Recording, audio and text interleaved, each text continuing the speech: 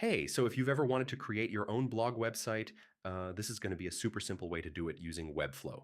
No coding, no stress, just step by step. Let's get into it.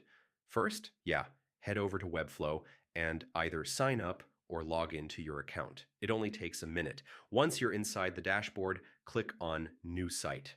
You can start from a template or go with a blank project. For beginners, templates are honestly easier. Pick a blog template that fits your style, something clean, easy to read, then just click Select to start editing. Now comes the fun part, customizing your site. You can click on any text and change it, update images, adjust colors, basically make it your own. To create blog posts, go to the CMS section.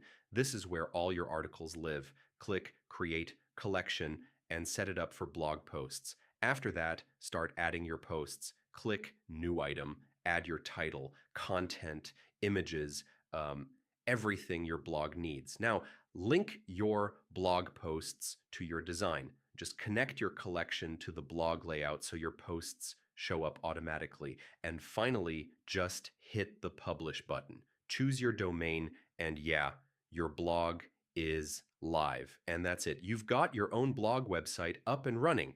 I mean, pretty simple, right? If you want, you can keep customizing and adding more posts anytime.